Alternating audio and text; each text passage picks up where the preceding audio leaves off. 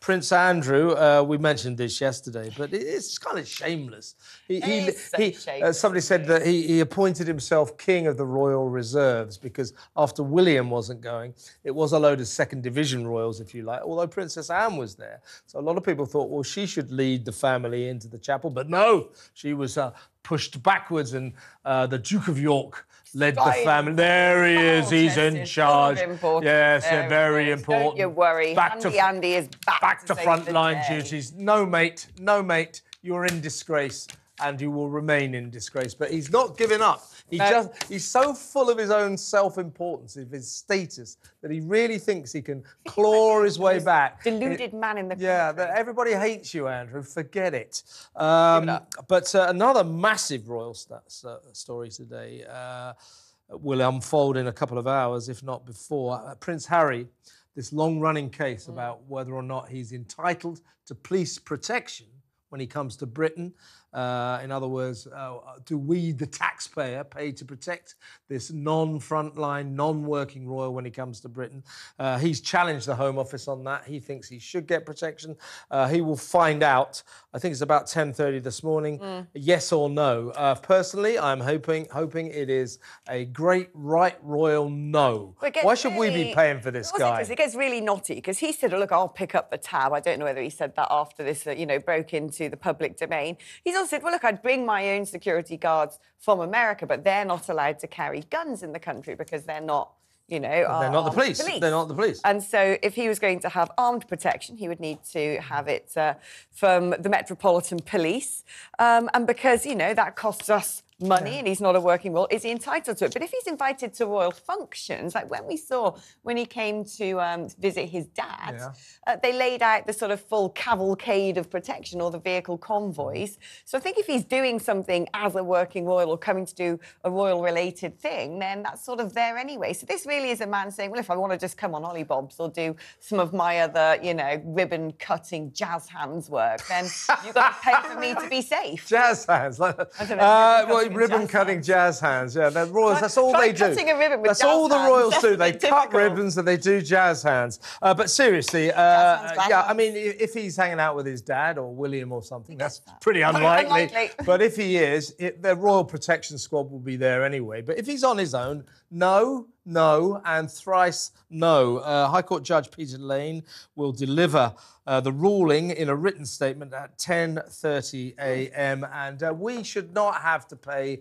for his protection. There is a way and by the way, Alex, one last point. He said, well, I'll pay for the police. They're not for hire, mate. They're not a private security force. No one pays for the police to protect them. That's it, so you can't go down that road. Perhaps if he stood as an MP and was successful, then he might get some armed protection. We'll be talking about that in a bit. Yes, we certainly will. I think he should stand in Wokingham. Yeah, Woking, where the pizza house is, yeah. Now, the BBC, we covered the story yesterday, that it apologised for its appalling handling of the Hugh Edwards scandal, when the parents of a teenager who said that Hugh Edwards had been harassing their kid went to the BBC to say, can you get Hugh Edwards off of our kid? And the BBC did nothing, absolutely nothing. They've now apologised for that. And now the family have come out. We're not naming them. No one is naming them. They deserve anonymity, whereas Hugh Edwards doesn't. He got that for a while, though, didn't he? Yeah, he got that for a little. Speculation. He got that for a little while. BBC presenter would say, "You the one." Well, we all knew who it was, but anyway, they have said that the BBC ripped our family apart. They say their 17-year-old kid was paid £35,000 by Hugh Edwards for sex pictures. Over the course of 3 years Over the course of 3 years. Sort of like, one-hit wonder, send me a nice picture and I'll give you a check. We don't quite... sustained relationship, We don't quite know the veracity of these allegations against Hugh Edwards, but she'll put the case that they're true, and given that the BBC is apologising, there certainly seems to be some veracity to these claims. Well, in which case, why are we, the British license fee, TV payers. Why are we still paying for his 675 year? This is the mad thing. This How is long has this been ridiculous. going Get him on out now? of the Because he's been organisation. suspended on full pay now for quite some time. Yes. A good sort of, what, since November or something? And the rest, yeah. And the rest. Yeah. And so that is quite a long time that we've been paying for him. Apparently, he sort of had a mental health breakdown when all of this came to light. So many people at the BBC have mental health breakdowns. Yeah. So this is what peccadillos burst forth. Exactly. Well, his mum, this kid's mum says, "We have suffered immense pain, and it has taken nearly a year, which has left me broken. If the BBC had handled the complaint properly, we would have not had to go through this hell. We've been ripped apart as a family." So, BBC, next time somebody calls you, what she was alleging, this poor, distraught mum, was worthy of you taking very seriously. You should have acted on it. Whether or not those allegations were true, they should have been investigated, and they should have been investigated in full, very, very quickly. And you lot should hang your heads in shame. And by the way, get rid of Hugh Edwards. We don't want to pay £675,000 a year for somebody who's doing nothing.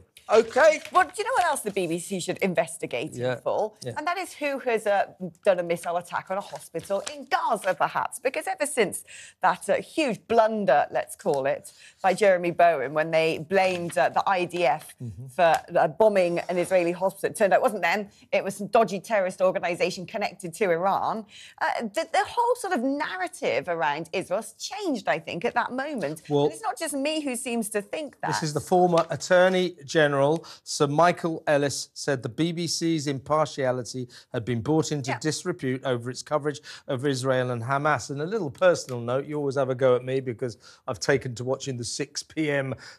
BBC News, partly to be shocked, to be stunned, to be depressed, and some of their reports are so ridiculous. They're so biased, they're funny. Yeah.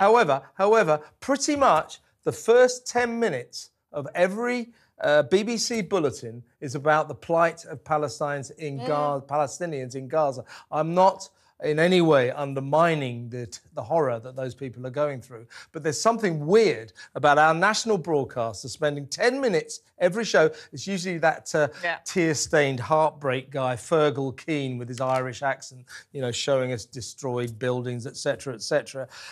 You never get, or we're off to Israel to find out what Israelis think. It's biased. That's true. It's biased. It's impartial. It's a disgrace. What Sir Michael Ellis is saying, from the position of having been the former Attorney General, is that this BBC sort of skewing of how they represent this ongoing war is harming diplomatic efforts to bring an end to the violence. So that's a pretty strong accusation. A BBC spokesman said of what Mr. Ellis said, and this is a very important allegation, very important guy, former Attorney General. BBC spokesman said, "We don't agree with this opinion, which we reject entirely and is not borne out by the facts." It is borne out by the facts. You liars, you liars. My absolute favourite, though, I've got to remind everyone of this, and I was listening to the Today programme, I think it was like yesterday or the day before, Transport Secretary, MP for the Forest of Dean, Mark Harper's there to talk about HS2 you said this, being interviewed. And first, they have to just move him on to Islamophobia straight away. Don't talk about transport, the thing you're the minister for. Let's talk about Islamophobia. And they asked him, "Have you been to a mosque? Have you been to a mosque?" And he's like, "There are no mosques in the Forest of Dean." Yeah, exactly right. Ridiculous.